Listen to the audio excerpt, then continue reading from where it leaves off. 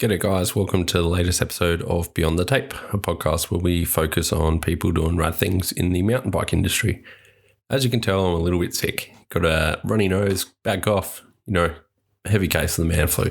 Anyway, we soldiered on and got this episode done. So apologies for any sniffles or bad voices or whatever. For this episode, our guest is Nick Hills, aka Hills Draws, formerly known as Hills Hoist. We have a bit of a chat about an upcoming exhibition, some projects he's been working on, a bit of mountain biking, and some massive jumps that him and some other people have been building down in Tas. Before we get into the episode though, let's thank some sponsors. This episode is brought to you by Trek. Now, I know we all love the amazing $10,000 super bikes that can absolutely rail anything you throw at it. But you got to remember that everyone starts somewhere. And Trek really cater to this crowd with the Trek Marlin, a nice, sleek looking alloy frame bike, ranging anywhere from the kind of $599 mark right through to $1,600. It's a great bike. It's made around modern XC geometry, so people that are getting into the sport don't have to spend millions and can still rail every trail.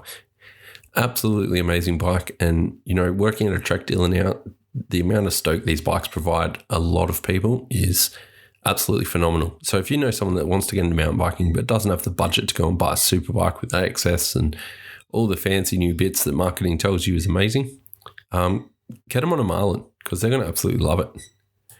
Now, if you are on one of those super bikes and you don't quite like the suspension that you're currently running, the tune's a bit average or it's not working 100%, jump over to NS Dynamics and check out their Four-Sprung range. Four-Sprung is a company out of Canada. They make a lot of custom parts and custom tuning to help your suspension work better. For example, the Four-Sprung lift cap air piston upgrade is this tiny little cap that sits on your air spring, gives you a coil-like feel without any harsh bottoming out, increases the negative air chamber, lowers your initial spring rate, and in turn gives you superior bump compliance and traction, reduces your hand fatigue, and reduces the amount of compression dampening you require. So this little tiny bit, $125, can absolutely transform your suspension, and trust me, it's an absolute piece of piss to install. Now, we all love our bikes and we'd hate to see them get stolen, and carrying a big heavy lock can be an absolute pain in the neck. That's where Auto Lock comes into part. Brought in by Lead Out Sports, one of our favourite sponsors, they bring in these locks that basically look like a belt. Nice little coated system on them. Pretty good value for $130 at the starting range for a 30-inch lock. And they will carry in your camelback or in your pocket quite easily. So if you've got to park up at the KFC mid-ride and you're a bit worried about your stuff getting stolen, get an auto lock, save your bike, save you having to do insurance claims, and save you all the hassle of not having your bike. Now, I'm pretty keen to be heading back down to Tas in December for the Enduro Jam at Maydena. Now, if you're not into racing and you just want to go and experience the best that Tasmania has, make sure you hit up Tailored Trails because these guys know all the best trails at the best time of the year to ride them all, and they can tour you around, taking all of the hassle out of your riding trip. So make sure you hit them up, get a bunch of group of mates together, and organise a tour because damn, it's going to be fun. Now, while you're riding, you want to look good, feel good, and just be comfortable. So Franked offer some of the best clothing on the market. Hailing out of WA, they use a bunch of technical materials to make some of the lightest, flexiest, and most comfortable kit I've ever worn. They even look good as well. But if you don't like any of the designs, hit up Franked and get some custom stuff done for you, your team, or your company. It's pretty rad, so hit those guys up. And talking about custom stuff, make sure you hit up Dirt Surfers. These guys have some of the best mud guards on the market, obviously made of 100% recyclable materials and are 100% recyclable. These guys can custom print you any mud guard you want. If you don't want a custom printed mud guard, head over to the merch store, grab one of mine, or head over to dirtsurfers.com.au and get one of their already rad designs. Crush have been sponsoring the podcast for a while. Love their work, love their products. One of my favorite products is the Ultra Drivetrain Degreaser. Sprays on, you leave it for a couple of minutes, scrub it off, doesn't get into all your bearings. It's a little bit lighter than the rest of them, so you might have to use a little bit more. But the good thing is it's perfect for those home mechanics that don't want to destroy every bearing in their hub. Citrus-based degreaser means that it's very environmentally friendly, 100% biodegradable, and it's safe on every single bike surface. So you can use it anywhere. Now, we mentioned in this, but Heels might have a fist glove coming out, which is sick. I'm going to add that to my collection because these gloves are the best.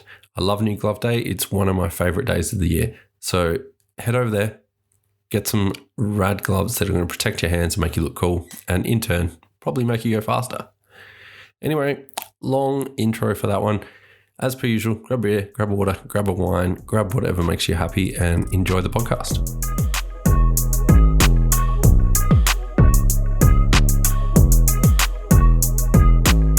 I just keep drinking it and I get real drunk and end up sick. It just doesn't work. Make you way worse. Easy, man. Let's jump into it. Jump in. Feels so weird not being able to see you. Yeah, sorry about that. Easy, man. Welcome to the podcast again. Thanks for having me once again.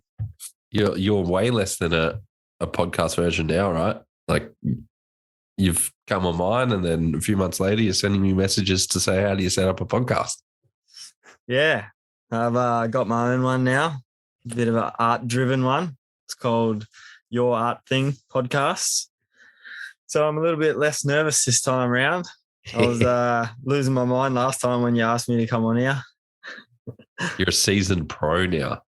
Yeah, something like that. I'm just used to talking to people now, I guess. But last time I had like notes stuck to the screen of my laptop and we're going in fully blind this time.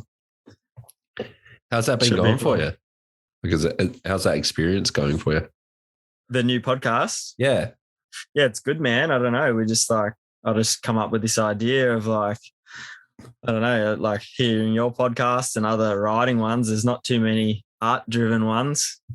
So for me to keep pumped on doing something creative, I have to listen to, other artists talk shit or, hear, from other artists that are doing the same thing as me. But there seems to be a lack of kind of beginner sort of stuff getting around. So I thought to myself, well, I have a little bit of knowledge in that department and I'm pretty keen to learn more shit. So why wouldn't I want to talk about it and record it? So, I asked you how to do it and you hooked me up with some ideas. And then I have a friend from Sydney, Dan LaSala. He's the guy that I do the podcast with. He's an illustrator.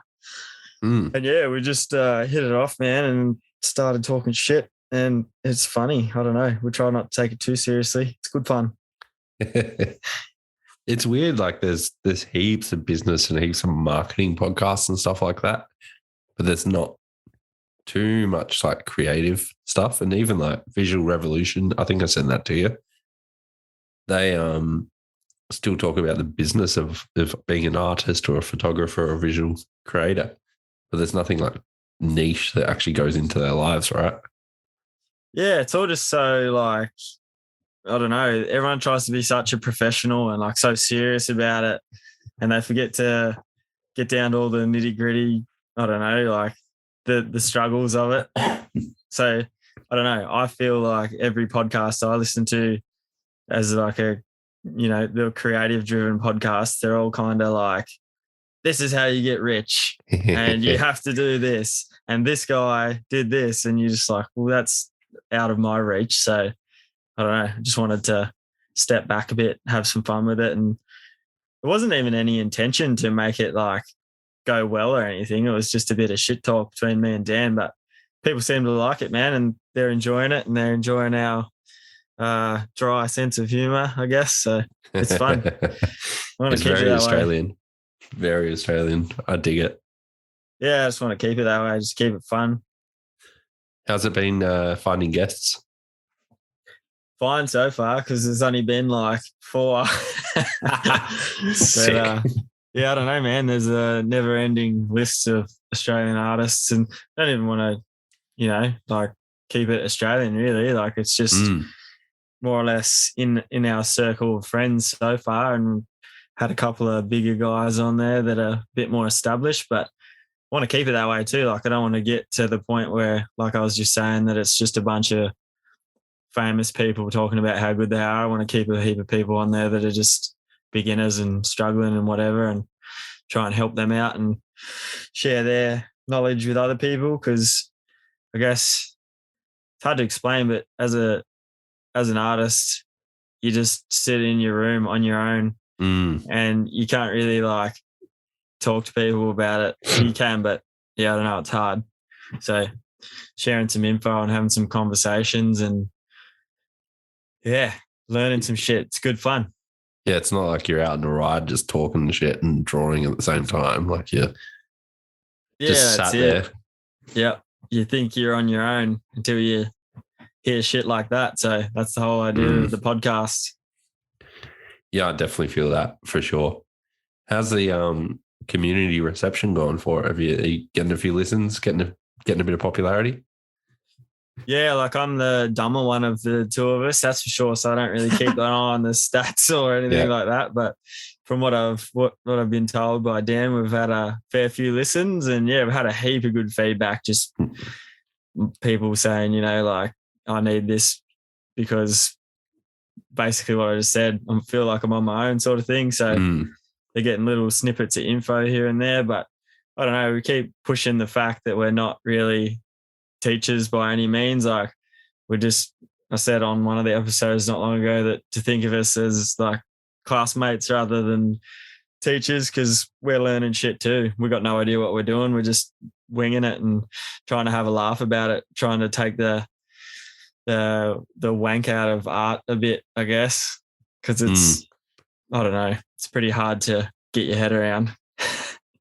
It is. And like I see kind of mirrors or like equal pathways from that artist trying to struggle and trying to get into it, and there's no real way. There's no set path, right? And then you look at like a mountain biker or a rider, and there's definitely no set path there anymore. Like, it's got to be kind of, you could teach a lot of people trying to make success in multiple disciplines how to kind of go about it, I think. Yeah, it's definitely an unwritten rule book. Like, it's pretty hard to break in these days as well. Like with social media, it's just like such a saturated thing. Like, you have to be doing something pretty different or, pretty unique to get anywhere. But I don't know, man. It's just like, you got to keep trying. If you're one of the dedicated ones that keeps punching at it, you probably get somewhere eventually. That's my theory anyway. I think that's a good theory. I was thinking about that today a fair bit, actually. Like, there's people that give it a go and will take it on as a passion. And once you try and turn it into a job or something more, like the amount of work that you actually have to do to keep your passion going is quite big. Like, I've been noticing that with the podcast and media stuff lately, like getting a new job and then having to do this on the side and focus on this on the side a bit more is definitely showing. And I think people don't realize how much work actually has to go into creative stuff. Dude, anything creative, like you said, like podcasts, media, artwork, riding a bike, anything like that where someone's not going to pay you a wage to, like if you give it as a trade where someone will pay you $75 an hour to come and fix something in your house, that's easy money. Like, anything creative where someone's not going to pay you to come and do that, it's so hard, man. Like, you have to put so much work in to make like any money from it. So I don't know. Bad props to anyone that does anything creative or follows their dream. That's for sure. It's hard work. Yeah. And I mean, but it's sick fun though. Like, what is it that Micros edit mini doco thing I did? That was me flying to Melbourne on my own for Highline and, putting 60 plus hours of work into that thing for 700 views. Like, yeah, exactly. I mean, it's not my best work. I admit that, but nothing ever is, right? Like, when you're an artist or a creative, nothing ever is. No, that's right. You always be never satisfied. Always searching for more. But yeah, it's like you said, it goes for anything. You just like, you don't see the behind the scenes of all these guys busting their asses to ride bikes, you know, like training and all that stuff that goes into it. Oh, 100%. Like, it's a full-time job, right? Like, and the kind of things you have to throw away for it as well, like being selfish to be able to do it. So I guess you'd probably be noticing that a bit as well at the moment with your new exhibition coming up, right? Like, you're putting a lot of work into it and you kind of got to throw other things out the window so that you can do that, I guess, if you understand what I mean. Yeah, so setting up for this, if everyone doesn't know, I've got an exhibition opening in September in Hobart. It's 22 illustrations that I've created over like three years roughly. And yeah, the amount of work and effort and time and money and stress and endless amounts of all of that stuff that I put into it just to hang some pictures on a wall is mind-blowing. Like, I can't tell you how nervous and stressed I am about how it's going to go. I hope it's successful, but if it's not, then I'm just going to cry. Yeah, move on to it. On to the next thing, right? Yeah, hard work, man. A lot of work put in. So what's the thought and the process behind this exhibition? So I don't want to get into it too much as it's a little bit rough, but a few years back I had a bit of a mental health downfall, I guess you'd call it. And went through all the avenues that you are told to go through, like doctors, therapy, medication, all that sort of shit. Didn't so much work in my favor, so decided to set myself a goal, I guess. Yep. And that was to put this show on.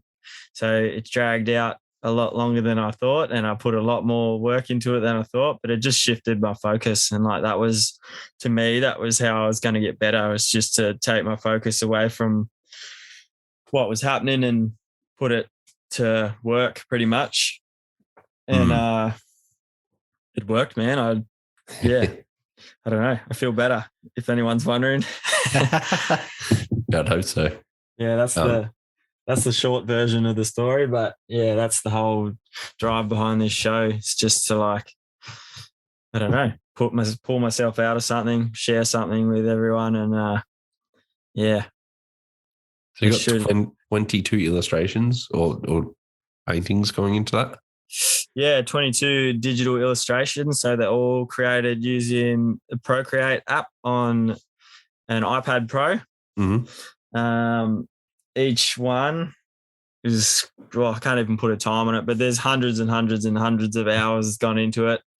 And they've all been printed on museum grade paper and framed by a very high-end Hobart framer.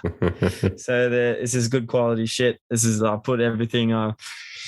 Basically, if I can put it into perspective, of every dollar that I've made in the last 5 years or so with my artwork, I've spent it on this show. So I'm going for broke, more or less.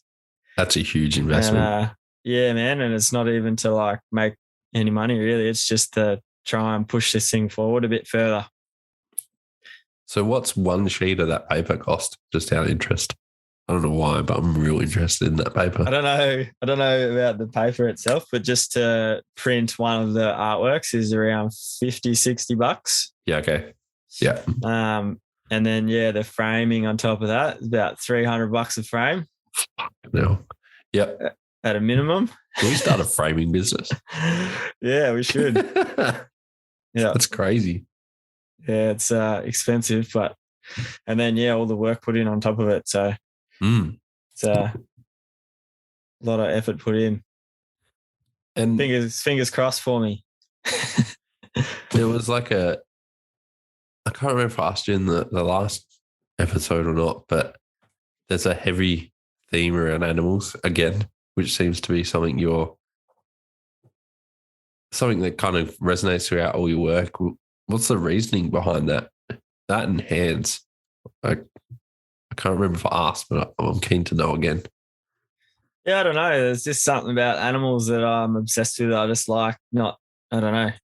They're kind of a mystery to me. Like, I always wonder what they're thinking, or like, I don't know how to explain it. In like Toy Story, how they like they don't move, and then when everyone's not looking, they're doing crazy shit. Yep. Maybe like that. Something like that interests me. But I don't know. I really like nature. It's a lot to do with where I live as well, in Tassie.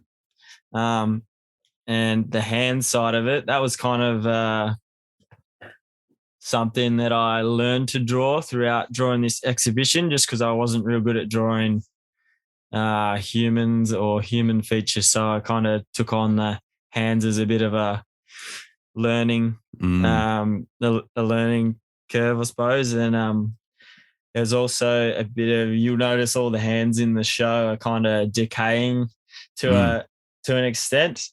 That was a kind of bit of thought into my mental side of things. Yeah. But the animals are hopefully bringing a bit of a positive vibe to it. Dude, that, like, I think it's a Tassie devil with the aviator glasses on and the tongue going around his head. Like things like that as well. They're just, it's kind of fun and playful, but it shows off the character as well. Like, it's really, really cool. I think it's some of your best work for sure. Thanks, man. I appreciate that. Yeah, he's one of my favorites too. I think that'll show in the show as well. Like, it's definitely, that's one of the more positive pieces, and it's one of the most recent pieces. So it's he's one of my favorites, that dude as well. Got a whole heap more of those kind of portraits in there as well that people haven't seen before. So hopefully people can make it to come and have a look and get off their asses, get off their phones. That's another massive drive towards me making this show, is I kind of got pissed off with putting a lot of effort into things, and also realizing that a lot of other artists that I follow put a lot of effort into their work, and then you just flick through it, 1 second at a time on your phone, and it's gone and you don't get to experience it. So I wanted to create something that people could actually go out for a night and have a look at in person, and make an experience rather than a night on the phone. Oh, dude. Yeah, 100%. That resonates pretty highly with me. Like, don't want to make it the me show, but I was chatting with a good friend of mine, Jack Fletcher from Fletcher Media, and we're just chatting about, we go and sit in bushes for 6 hours in the wet to take a photo for it to be seen for like a millisecond on a 6-inch wide screen. Like, what's the point? Like, and then it's gone forever into the abyss. Yeah, well, it's not. It's still in your account, but for that person, like, it's seen for a millisecond, it just disappears. Like, it's just for anything, like even a video project these days is just flick through your feed for a couple of days, and the amount of effort that goes into those as well, and then it just disappears as well. It's not good. It's insane. Yeah. It's not like the books or the art that you used to see back in the day. You'd go to a museum or something like that and check it out, art gallery and whatnot. It's completely different. Yeah, you just get so much more of a better experience, like seeing things in person. I think that's important for people to, take a step back and stop doing everything the easy way. Yeah, I'm gutted I can't make it down, hey? Like, I was really keen. But unfortunately, when you start a new job, you've actually got to work. It's this weird thing. Yeah, work. What a pain in the ass, eh? You spend like 90% of your life doing it. So I got to do what you love. Yeah, I reckon. Since this is a mountain bike podcast and bikes, we should probably talk about them a little bit, I think. Yeah, I don't think we talked about bikes that much last time, did we? I don't think so. No. Who wants to talk about bikes? They're overrated. Yeah, let's do it. I remember at the start of the year, you said you might come down to Maydena and race nationals. There's a bit of something fun to do. And then at the end of the day on race day, you ended up on the podium. Yeah, that was a wild time. That was insane. Like, I'm like, oh, yeah, we'll do a lap together for sure. And then you're just off. It was insane. It was actually a pleasure to watch you ride. It was sick. Thanks, man. The whole reason I raced that was because of you and your little idea that you come up with to race. And I thought, Yeah. you know what? Maybe I should have a go too because, I don't race anything ever. Yeah. Just for the, I don't know. I put too much pressure on myself. Don't even know why. But how good was that race? That was a sick weekend, man. I had a ball. Just watching as well. Like, I learned a lot that weekend. Hey, like, I went out there fully open-minded of just like having a cruise with the boys and girls and, like having a good time. But I think I come out well late, like third day of practice or whatever. But just following a few dudes down there and seeing the amount of lines on that track was just like so crazy. Like you could go 10 different ways. And then shout out to my friend Josh McDonald. He took me under his wing for the weekend and he kind of helped me set up my bike heaps. And I'm a bit of a squid when it comes to that sort of thing. I got no idea, but he BMXer. Yeah, she was running full BMX spec. Popping up hard, putting everything in the middle, and she'll be right. Yeah, that's exactly how it was set up. And I was just getting bounced for dear life. But he helped me set that up, and he let me follow him down a few times, and he, pulled the pace back a bit so I could figure out a few of the lines and stuff, and that was cool. And then, just learned heaps about, I don't know, just mainly bike setup, but. Another thing that absolutely blew my mind was once I'd figured out the track and I got to the bottom and I was so happy with like my time, like more so than I'd, expected.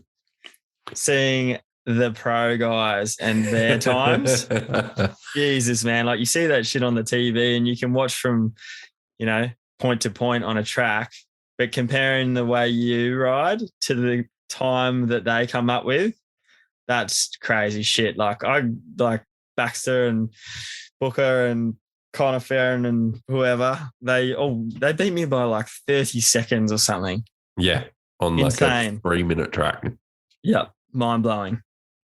Well, you mentioned line choice. Like that track was actually a really good example of line choice because there were so many that the fastest line was the best one for that rider at the point. Like I know Jackson Frew and Baxter and Connor were all on different lines in different sections, but they were all pretty close to each other at the end of the day. Yeah. Was that the first time you kind of focused on that? Yeah, I don't know. Like when I ride normally, just out of fun or whatever, I like to play with different lines and try and get off the main trail for sure. But that's just more having fun and trying to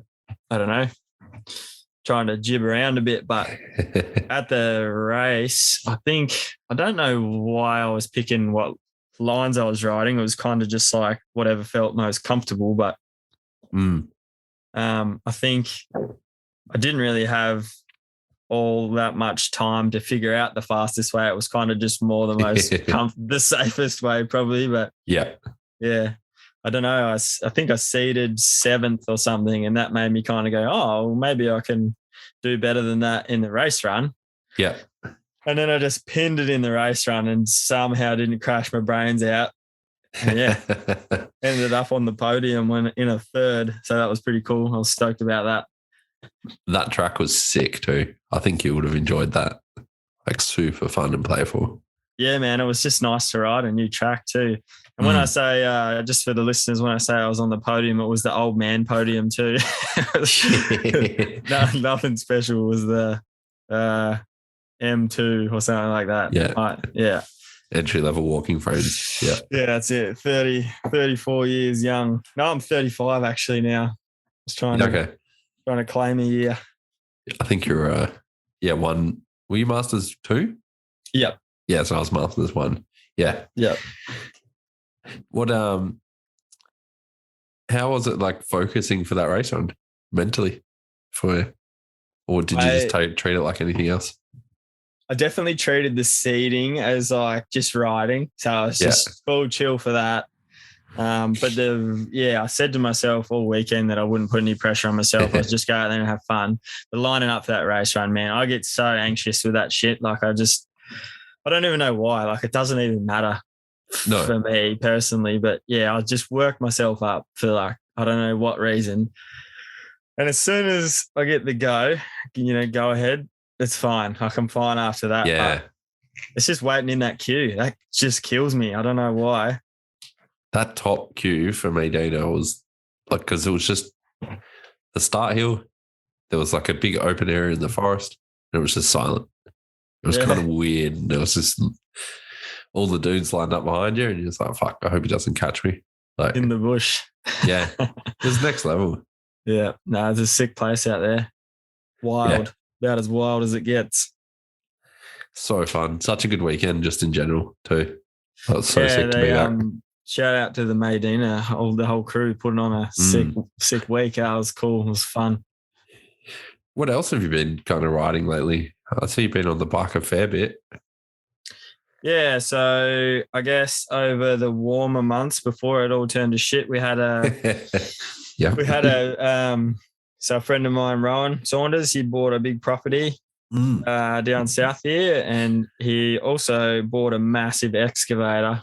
Sick. So we were building some big jump. Well, I was helping shape him a little bit, but can't really claim any props for that. But he was building some big jumps up there, and yeah, it was sick, riding some massive jumps all through summer. And yeah, lately just been riding our local South Hobart stuff. So it's all hand-built trail in the bush around Hobart. And it's good all year round, wet, dry, whatever. It's sick. Are those jumps the ones you sent me on Dropbox? Yeah, they're the ones. They're also at the same spot you'll see in Baxter's new edit he's got dropping in a few days. Okay. Yeah. So he built a big set there too to film for I don't know if it's for Fox, but it's for something. I think it's just for him, right? Like, or maybe it's just for him. Yeah, he just wanted to send shit. Might be Fox, but yeah, he definitely succeeded in sending some shit. When you say like, I'm looking at these photos now, so obviously when someone says there's a big jump, it's all relative. But how tall are the lips and what are the gaps we're talking here? Because man, these photos are ridiculous. Not exactly sure of measurements, but like 10, 12 foot lips, I guess. And maybe like 30 foot gaps. I don't know. That's a full stab in the dark, but like, yeah, probably 30-ish foot gaps, I reckon. Maybe 40. I'm not good with measurement, but yeah, big jumps, bigger than I've ever ridden, that's for sure. Like, had to learn my way around riding that stuff. But hopefully this summer we'll dial it all in a bit and get some videos happening or something like that. But they're massive. That looks sick. They look really well built though, like really easy to jump. Yeah, so they did work well, but I think we might have rushed into it a bit this summer just to get them running so we could ride them. We were all too excited. So we'll definitely get them dialed in more this warmer months. It's in like a really cold area. So there's only a short window of, weather where the ground's not clay, slippery, slow. Like I was saying about Baxter's edit, he went up there and built a massive set. So I don't know how much we're allowed to talk about it, but I hope that video does it justice, and I'll guarantee you it doesn't, because that was some serious shit. I've seen some of the clips, and like you can literally have a cup of tea with the amount of time he's in the air. Like they're just dumb how long he's up in the air for. Yeah, it's just ridiculous. I definitely underestimated the dude and his riding capabilities. He definitely handled that shit like a man. I want to see Baxter at Darkfest in 2023. You might get there, man. The way he rode those things, it was pretty impressive to watch. It's ridiculous. I'm going to send it to everyone involved. Don't know them, but I'm going to send it to everyone involved because he should go to that. And as well, like everyone listening that is going to watch that video, just take in how much work got put into building those two. Yes. And it was like a short window of time. And him and the guy, Rowan, who owns the property, built the whole line basically themselves. And then a handful of us come in and kind of helped shape it and like slap it all in and make it look pretty. But yeah, man, like epic amount of work went into that too. Like that kid's got a drive behind him that's pretty inspirational. Yes, a couple of screws loose in his head for sure. When it comes to drive and then just riding, like there's just something different about him. Just knows what he wants to do, man. Exactly. He's on a mission to get there. What goes through your head when you're lining up these gaps? Are you just riding it naturally, like you know that you're going to be able to do them, or? I don't think I've ever hit anything this big.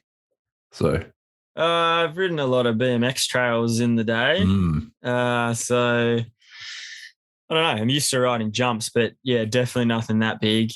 But not to sound like a wank, but BMX jumps are steep and gnarly, whereas mountain bike jumps don't seem that intimidating to me because they're kind of longer and more slack.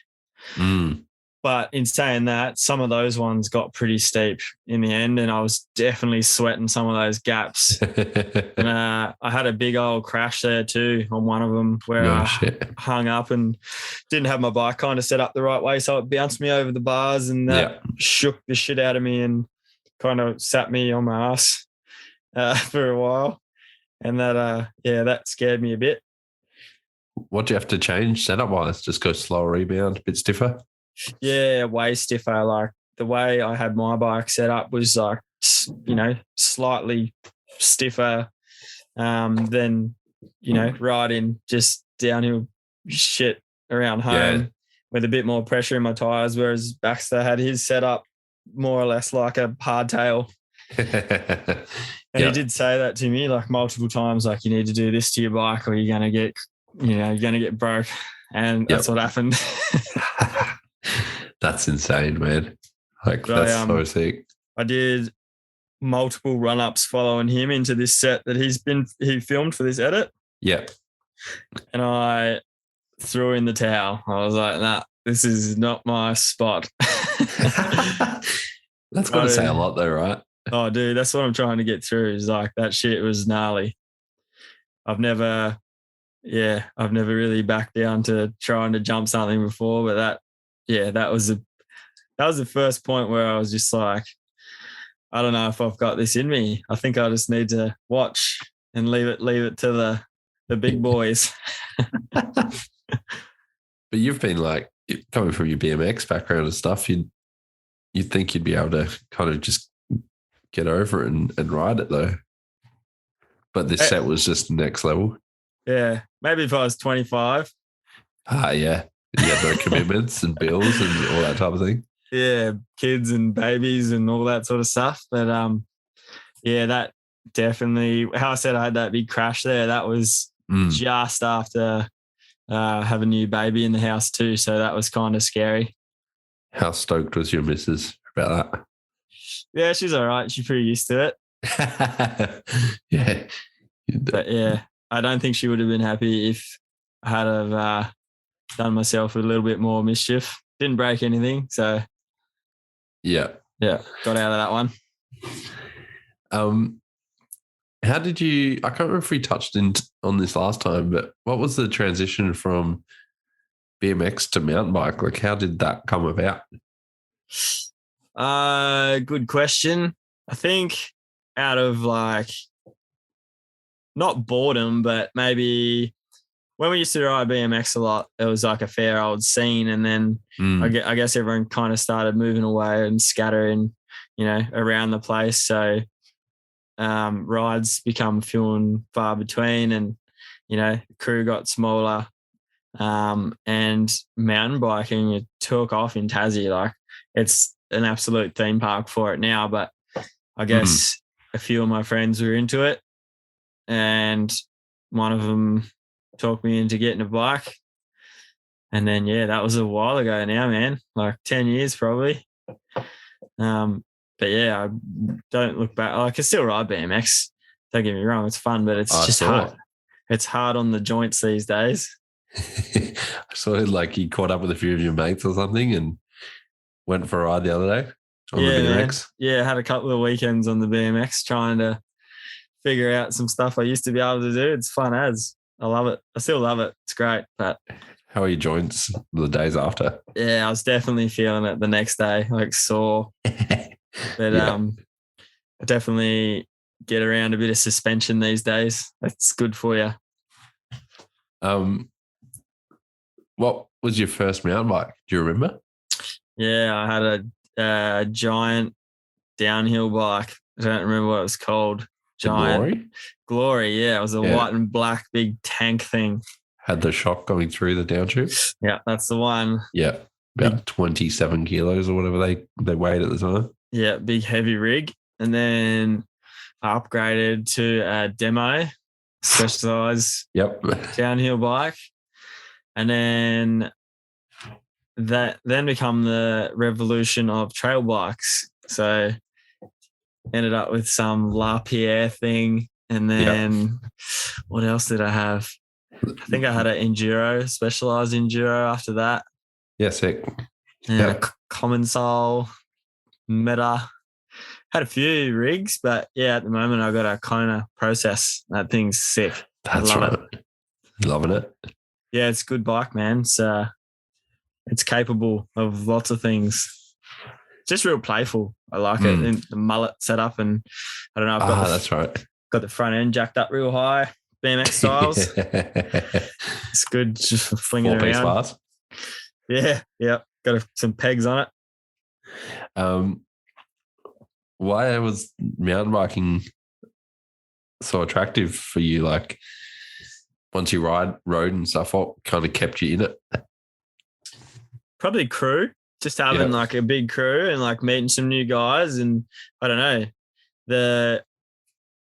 I just like going fast on bikes. I don't care what it is. It's just fun. Just bombing hills, and I don't know. It's the same thing, man. Like it's BMX, like you can do grinds and spin the bars or whatever, but it's not different really. Like it's just I used to try and keep it simple on the BMX as much as possible and just try and perfect things, and then on a mountain bike, similar, like just ride the trails over and over again and find little things to jump off. And I don't know, I just love that little playful side of it. I'm not really trying to go as fast as I can. I do try to go, fast, but I'm not trying to break any records, that's for sure. But it's just fun. I just love it. I don't know. I need to ride bikes to clear my mind.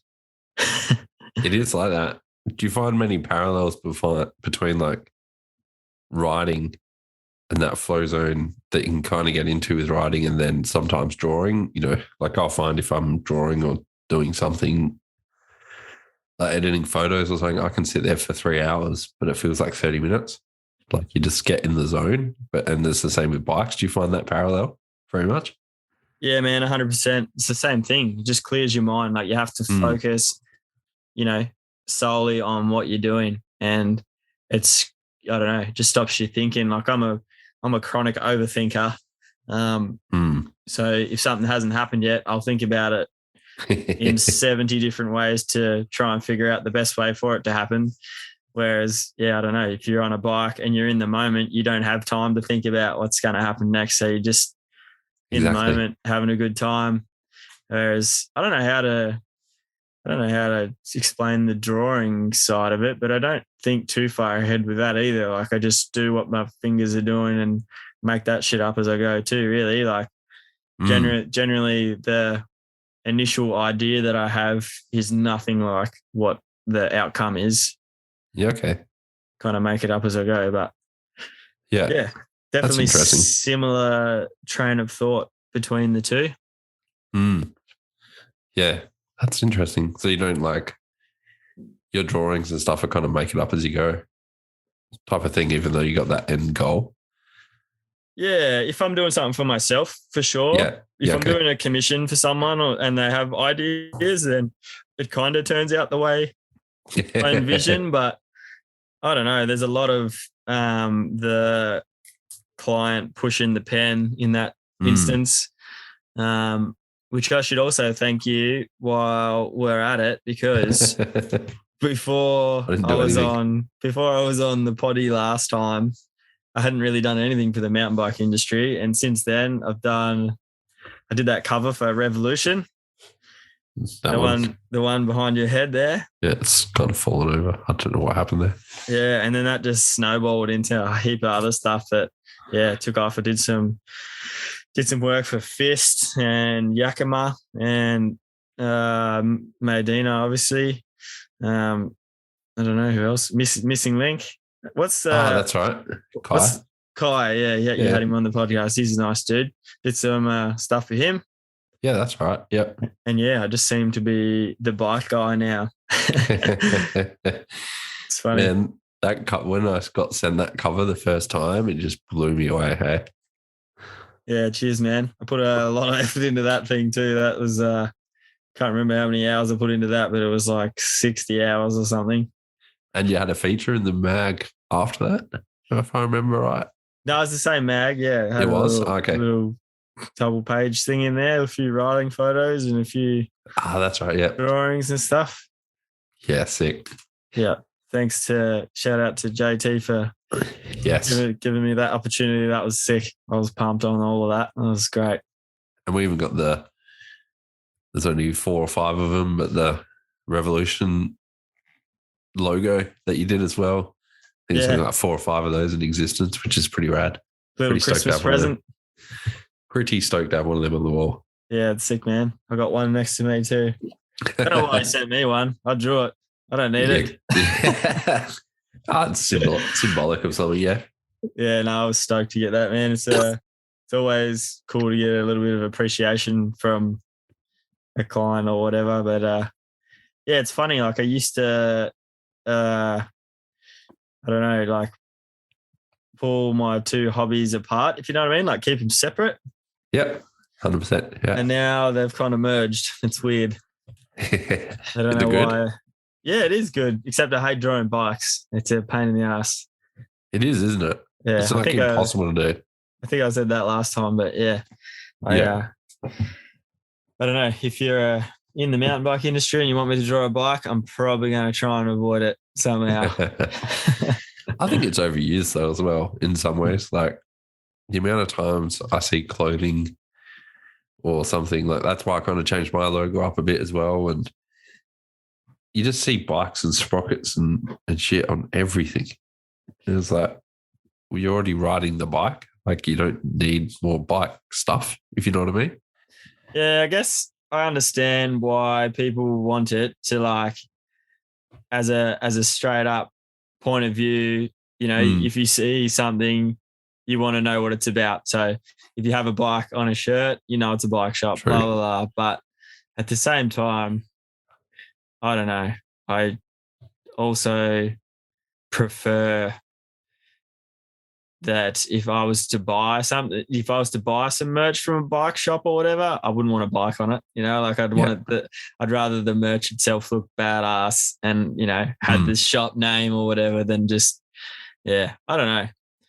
It can be cool with the bikes, but I think I'm just whinging because they're hard to draw at the end of the day. That's it. I hate everything I can't do. Yeah. But that missing link thing was sick, like that gorilla that you did for them. Yeah, so that's a good example. Like Kai, he just let me go free reign. Yeah. But he had a gorilla on his missing link logo already. So he originally said, "Can you just redo that and make it look a bit cooler?" Which is, I get that all the time, but I always say, you know, like I don't want to recreate someone else's shit, so just let me put my spin on something new, sort of thing. And he was cool as with that. He was just like, "Yeah, go for it." So that's how you want a client to be, and that's when the work is gonna turn out the best. And as well as him being stoked with that, like that's one of my favorite drawings I've ever done. That gorilla. Yeah, really. Just from having creative freedom, If someone's telling you what to draw and pushing the pen for you, it's going to be shitter. Like, that's a no-brainer for me. Oh, exactly. Happens all the time. And I mean, while we're talking about it and talking about the art you've done and how it's mixing with bikes, but talk us through that cover art that you did for Revo. I remember reading about it, but it's some pretty cool story behind that as well, right? Yeah, so hopefully I didn't make it up on the spot last time and I tell a different story this time. But it's all driven from basically JT said, do you want to illustrate a cover? And I went, yeah, sure. And then I looked through all my Revolution mags and had a look at a few on Google, and every photo was just someone riding. So it's just a riding picture basically. So I thought, well, I want to put my 2 cents worth into the other side of riding. So like, the hanging out with your friends and doing shuttles and just carrying on, having a weekend away or whatever. So I kind of based that drawing off a weekend away at Derby with my mates. So I feel those little critters got my mates written all over them, and that old Land Cruiser that I drew. My dad used to have one, the same color. Yeah, sick. And he has a photo in his garage of it, just covered in mud, driving through this big puddle thing. So I don't know. I saw that and I went, yeah, that'll do. That'll be cool. So it's a little bit of homage in that drawing to my old man and also to my mates, and having a good time riding bikes, I guess. How long did it take to come up with that concept? That's a good question. I don't really know. I think I just scribbled away for a bit, and I've got the sketch here somewhere, and it's real dodgy, but it's you can see where the idea come from. Yeah. But I think I just drew a shuttle bus with some animals hanging off it, and then it just transformed into what you see there. Do your mates know who's who in that? The ones you've referenced? I haven't told them really like who's who or pinpointed any of them, but they've all decided that some are some people, and I don't know. I don't think I really specifically drew anyone to be anyone, but there's definitely some inspiration in there from a few of them that being the pests they are. It's like every riding crew though, right? Yeah, that's the way it goes. Yeah, it's all about the crew, I think. How's have you had much else coming up from that stuff, like for the bike industry, or are you just so focused on your exhibition at the moment? Yeah, I've been trying to put things on hold just to sort this exhibition out, but I definitely got a big old list going. I've got a handful from the mountain bike industry, but I've still got I seem to be getting a lot of food ones lately for some reason, just local food things. I don't know why, because I just never really have drawn food. It's because I saw your Enduro Jam logo. Yeah, maybe that was it. But a few tattoos and some just local businesses, really. Nothing massive coming up. Trying to, I don't know. I'm still open to doing the commission stuff, but kind of figured out over the last 12 months or so that I need to take that pretty easy and focus on what I want to draw rather than what other people want me to draw, because then I just end up in this hole of hating it and then lose motivation, I suppose. But man, I've got a handful of mountain bike industry stuff coming up. I've got some fist gloves being released in sick 2 months, I think. Yeah, right. Yeah, in the next chapter, in chapter 19. So that's sick. Everyone keep an eye out for them. They're pretty cool. I'm pretty stoked with them. I'm going to have to add them to my collection. Yeah, man, they're pretty colourful. They're pretty fruity. Yes, sick. I got some of Baxter's the other day. Stoked on them. Sick. Got the Dixon ones. I got like something like 30 pairs now. But there's some that I just can't wear. Like they just go in the collection. Yeah, that's funny perspective. Like you think of gloves as just being something you wear to ride, but they've got that many now that they can be like a collector card sort of thing. Like collect the whole set. Yeah, like I don't know, maybe you're the same, like you collect some of your friends' art and stuff, but if I've got mates that have done cool shit, I like to get it and just keep for it. Sure. Yeah, for real. Me too. Just like, I've got that photo of Sean up there behind me with which Nick Waygood took, which is just a collab between good friends. Like, got a photo of Baxter that RF took, another one in Maydena. So, just cool shit that kind of, it's mates doing cool shit. Yeah. That makes sense. All in your circle.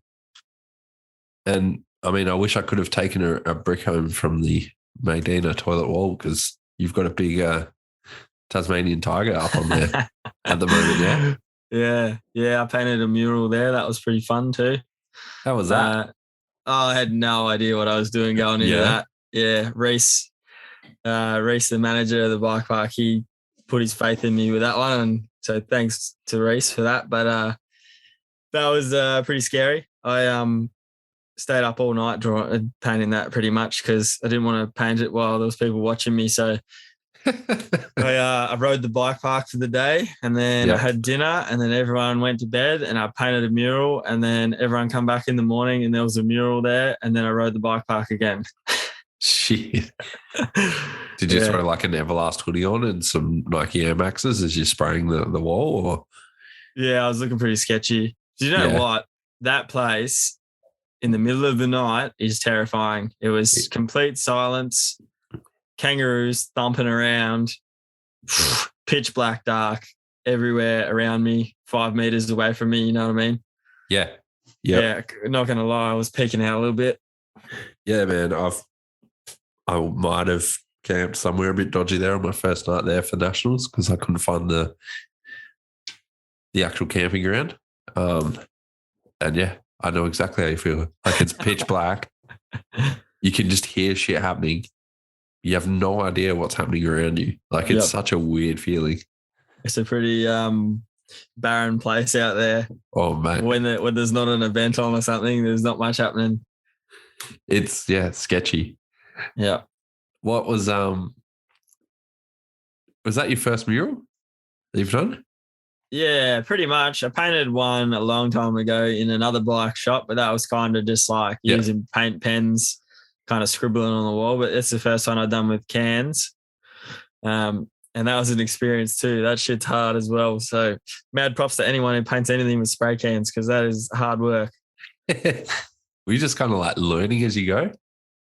Yeah, pretty much. So I had a few pointers from some other guys I know that do it. So I didn't just freehand it onto the wall. Like I drew the picture of that thylacine on my iPad and then I projected it onto the wall. Okay. And then I went over it with chalk. So I just had a rough outline with chalk and then went for it with the cans and kind of made it look as best as I could to the drawing on my iPad. But some might say it's cheating, but there's no way I would have done it any better any other way. So you can do it with like grids or there's a few other methods. But just to get it done quickly overnight with the projector, that was the best way for me. And it turned out sick. I was pumped with it. So yeah, it looks rad. Is it weird kind of walking past the toilet block and seeing your mural up there every time you walk past? Yeah, it is kind of strange. I don't know. It's cool though. Cool seeing some little kids pointed out and stuff. And I said to Reece a couple of weeks later, I said, how's the mural been received? And he said, someone come up to me before and said, where's the toilets? And I pointed over and I said, it's near that big fucking thylacine. So that was cool. Oh, shit. Yeah. They're like, what's a thylacine? Yeah, what is that thing? Oh, that's so good. Yeah, and man, like cool. The detail in your Enduro, I'm just looking at that Enduro Jam logo again. The detail on that is phenomenal. Yeah, again, that's another one. Reece just let me go for it. He's been a big supporter of my artwork. Yeah. And I did a thing for his Mini Horns brand as well. Oh, did you? Yeah, so I did a new logo for them. I don't even know if he's released it actually, but yeah. I haven't seen it yet. Yeah, there's a kind of different version of his Yeah, mini sick. horns. Yeah, I don't know how to explain it, but that's a pretty cool piece too. He's definitely invested in my creative side, so shout out to him as well. Yeah, that's sick. Did you ride in Georgia? No, I didn't. I had COVID, Jerk. Yeah. so I missed out. Are you going But, in December? Yeah, I'm keen to go check it out. You're going to be there, yeah? Yeah. Yeah. I don't know how I'm getting from the airport to Maydena, but I'm going to be there. You just ride your bike, man. Yeah. You think standing in Maydena is scary, but those roads at night, man, they scare the shit out of me. Yeah, you wouldn't want to ride your bike along those roads in the daytime. Let alone the night. It gets full Deliverance vibes. There's trucks doing 1 million miles an hour. There's those damn rabbit wallowy, whatever the fuck things they are. Thylacines. Yeah, thylacines everywhere. It's just scary. Yeah, I'll be there, man. I can't wait to race something else. It's just fun. Do bowl claps. Yeah, it's a cool idea, that whole enduro jam. What is the idea behind it? You just get shuttled instead of pedaling from stage to stage, and you get to race each stage multiple times, so you take your best time, yeah? I think there's so there's 2 stages a day, like a top mountain stage and a bottom mountain stage. Yeah. And you can do those stages as many times as you want in that day. And I think the next day there's 2 new ones. Yeah. And your best time is your best time. And I think there's even live timing for them, so you can kind of see where you're sitting for the day. Yeah. So you're just kind of riding with your mates and having a legitimate Strava comp, I think, and just chilling. And you're not one run thing. You can go and do as many runs as you like. And yeah, I think it's going to be a few. I think there's like 30 Adelaideans going down there. Wow, really? Yeah. Like there's a big crew coming down. I'll be wrenching, taking photos and drinking beers. So it's going to be sick. You going to ride? I'll bring my bike down for sure. Yeah. Yes, you can't go to Maydena without a bike. Yeah. I think that's sacrilege. I've done it once. Yeah, don't do that. No, actually, I haven't. No, not all times. You can't go without it. Get on the bike. Is there any other events you want to kind of do at the moment, or you just living the Tasmanian dream?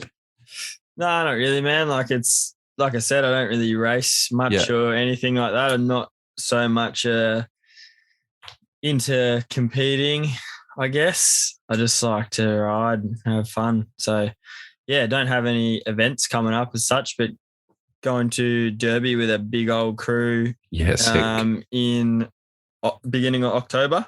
Yep. Get some party trains happening and have a good camp trip. Yeah, sick. That's all we got planned, really. But yeah, just looking forward to getting out of winter down here because it's just wet.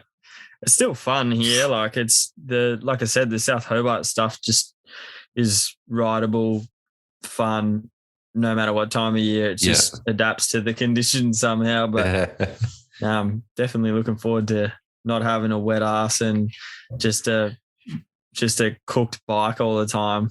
Especially after like a dry summer that you guys had, right? Like I remember in March, it was so dry.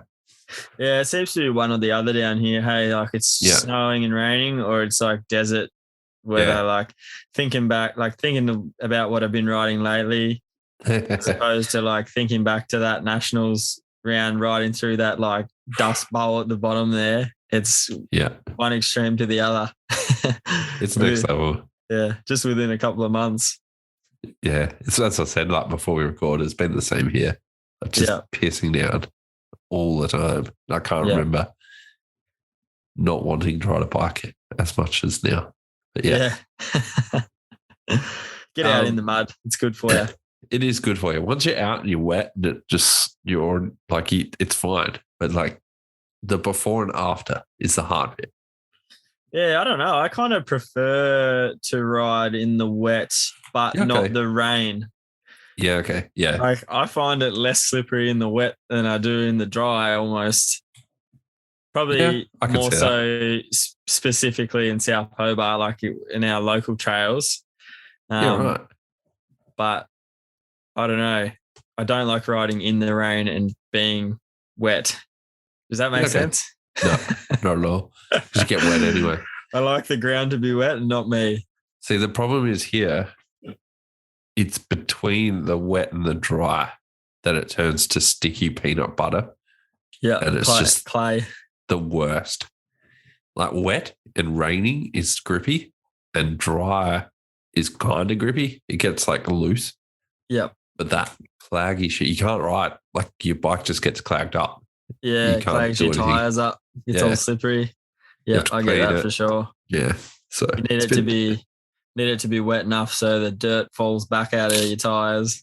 We need like thousands of years worth of forest that's decomposing on the ground, aka loam. Yeah. We've just got nothing. Where are you going to find that? For this place called Tasmania, I don't know. Heard about it. Or Canada. I've heard it's one of Australia's foreign states now. Yep. Did you watch much of the Crankworks? I did watch bits and pieces. I haven't watched a whole heap, but yeah, I've seen all the little Instagram clips that popped up. Did you see like 5 of the 6 podium places for the downhill were all Australians? Yeah, I did see that too. It's crazy, hey? Aussies on fire. Yeah, Canberra on fire. It's crazy. Canberra? Mm. All Canberrians. I think there's a majority of them are Canberrians, except for Troy Brosnan. He's from here. Yep. Who would have thought? New up-and-comer, that kid. Yeah. He's got a big future ahead of him. Well, it is good to see him back at it, though, after smashing his foot to pieces down here. Did you see that? I didn't see it with my eyes, no, but I saw the video of it and I was around. And I was waiting for him to come down the hill and he never showed up. So it was weird, hey? Yeah, From what I've heard. Not good. Yeah. I heard it was a bit weird down the bottom of the hill.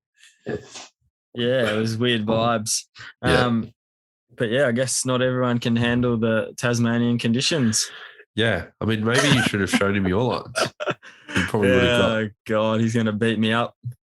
You can take him. No, yeah, it's sick. I reckon world champs. He's going for it. He's going to go ham. Easy, man. We might start wrapping things up a bit. It's getting late on your end, and I'm old and tired. Yeah, dude. Since you've kind of got into the mountain bike industry a little bit more now through your artistry and stuff like that, what advice would you give to someone that wants to kind of break into the media side of things within the industry, or wants to take what are your learnings from your podcast as well that people want to take their artistry or their creative passion to a professional career? I don't know, dude. I'm not a professional by any means still, but yeah, I don't know. Like the only advice I can give is to just keep punching at it. Like that's all I've done is just kept on trying over and over and over and being persistent and like, I don't know, we just push things and like message people and harass people. That sounds bad, but that's the way I've, gotten things to work for me. Like if I want to draw something for a company, I'll message them like, hey, I can do this. I think it'll look cool with your brand. So, that's worked for me a few times. You just got to work on what you're doing. Like I didn't get anywhere by just, I don't know, saying I'm good at something or what. I don't know what to say there, but I've definitely just put the hours in. Tens 100%. Of thousands of hours, I would say. And it's imagine if you got paid all of them. No, dude, I haven't made a cent. Like, that's probably a good bit of advice. If you want to get into the creative industry to make money, don't bother. I think what was it? If you want to make $1 million in the bike industry, you got to start out with $2 million. Yeah, it's probably about right. Pretty much, right? Yeah. Not that that's a bad thing. Same goes for the art industry, I reckon. I think most things. Yeah, I don't know, dude. If you want to get anywhere with it, keep trying. I don't know what else to say. What artists have you been digging lately? What's some artists and people should go check out? So there's a guy named Drew Millward. I've been checking his stuff out lately, and I think his Instagram is just Drew Millward. Yep. He's an American dude, I think. I could be getting this all wrong, but I've been digging his stuff lately. It's super sick. Yeah. Colourful. We interviewed a guy a couple of weeks ago on my podcast, and his name's Mulga, and he's from Sydney. He's a very well-known Australian artist. He's one of my favourites. But he was, I don't know, had a heap of respect for him as an artist, but then speaking to him as well gave me a whole new respect for him, just the way he handles shit. It seems like he's just a boss, and he's just like, I don't know, he's got his head around it, and he's just a super chill, humble dude, draws pictures, gets paid a shitload of money to do it, and makes his own rules. And that just like, that was very inspirational for me to talk to him and get some, get some lessons from him, and just even like a couple of things I brought up, and I was just like, oh yeah, I haven't been sure about this. And he was just like, why the fuck not do it? And I was just like, a kick in the ass for me, Yeah. And who else? I don't know, man. There's another guy from, I think he might be from New South Wales, and his Instagram is Art of Brentos, and I like his stuff. It's real colourful Australiana stuff. Yeah, sick. I've talked about him on my podcast as well, but he's got some cool shit. Go check all those dudes out, I guess. Make your rooms colourful. Buy some stuff. Support local artists. Yeah, 100%. Always regret. Yeah, his stuff's sick. Super pastel looking. Yeah, very recognisable. It reminds me of one of those surf brands that used to be around back in the day. Yeah, I don't know. It's just like something about a real unique style that I really get into, because it's kind of what I wish I had. Like I haven't. You've got it. I do, maybe to an extent, but you could still, I don't know, you look at that guy's stuff and it's not mistakable for anyone else's. Do you know what I mean? It's just like it's not just a drawing. Like he's put thought into a color palette that he uses religiously, and like, I don't know, something about that sort of artwork I get into heaps. There's a lot that goes into it, eh? Yeah. Yeah. A lot more to art than drawing a picture. If you want to listen to my podcast, it's on Spotify. Go and do it. It's called. Is it only on Spotify? I think it might be on some other things. I think it is. Yeah, I think Apple Podcasts. Don't know. That's, like I said, that's not my department. But you just talk shit and send it out into the wild, yeah? Yeah, man, that's it. Have a laugh. And last question I'll ask, is there anything good that you've been listening to lately? Podcast-wise or music-wise? Music and podcast, I guess. I listened to a podcast called Vantage Point Radio. Okay. That's a artist-driven one. So that's one artist from Berlin and another guy from Sydney. Okay. And they team up. It's more of like a graffiti-driven one, but that's pretty cool. They have some pretty, like OG graffiti dudes on there, and they play music, and it's got a cool vibe to it. Yeah, it's sick. That's about all I've been listening to podcast-wise. Yours? I listen to yours all the time. Oh, my apologies. Do you have to? Do I have to say that? No, you don't have to say that. I do literally listen to yours. I didn't even pay you. Didn't even pay you for that endorsement. You're going to invoice me for that later? Yeah, I will. And music-wise, I'm into the heavy beats. There's a new album by Norma Jean. I've been flogging that this week. That's a pretty sick album.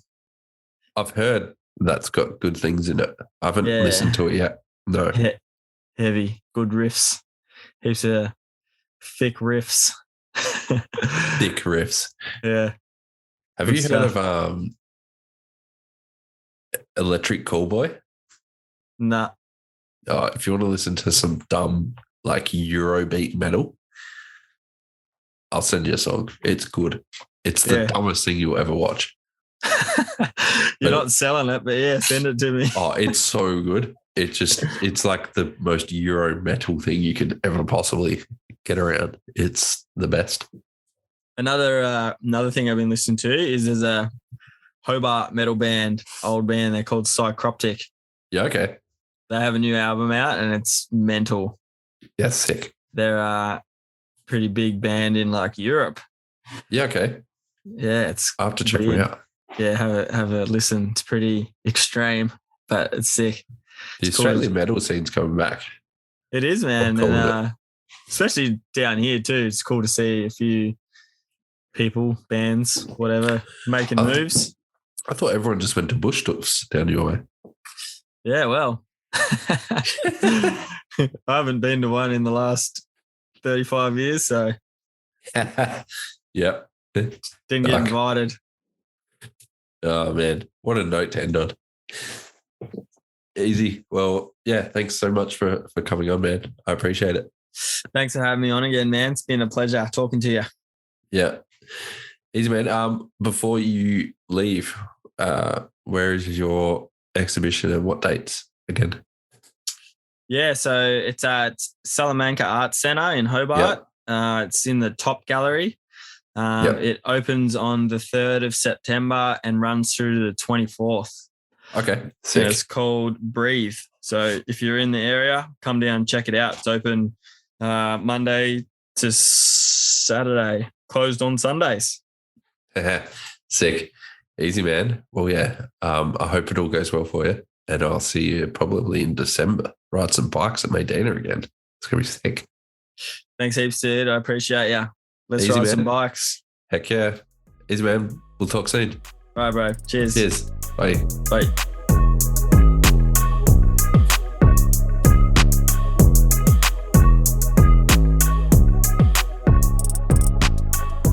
Thanks for listening to that episode, guys. I hope you enjoyed it. It was a bit more of just general chit chat.